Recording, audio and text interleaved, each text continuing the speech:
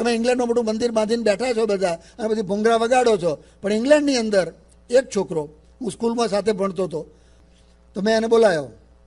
મેં કહ્યું કેમ આવતા નથી, તમે તો જૂના છો, બધું છે. તો કે મને આવવાનું તો ગમે છે, પણ કે હું પીવું છું. કંઈ વાંધો નહીં, આવજો. પણ કે આ બધાને ગમતું નથી, લોકો ચર્ચા કરે એટલે એને ડિપ્રેશન આવે ને, તો ના થાય. યાદ રાખો, ગમે તેવો આવવા દો, છે તો ભલે રહ્યો, એનું કાઢવું એ જ કામ આપણું છે. ધેટ ઇઝ મંદિર.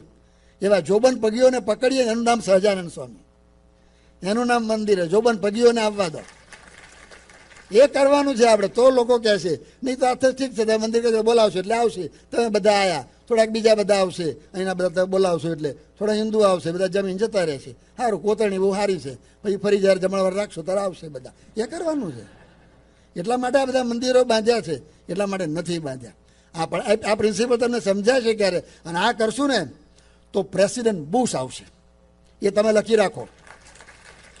હમેથી કહે છે તમારે કહેવા જવાનો, એ કહેવા જવાના જૂના થઈ ગયા. એ ખેતરમાં કૂવામાંથી પાણી કાઢવાના અને એ બધી ડોલો ફેરવવાની અને બધા કોષ ફેરવવાના જમાના ગયા. અત્યારે સબમર્સિબલ પંપની ટેકનોલોજી આવી છે, તો એ ટેકનોલોજી આપણે કરીએ ને તો સાચા, અને એ થઈ શકે ભાઈ.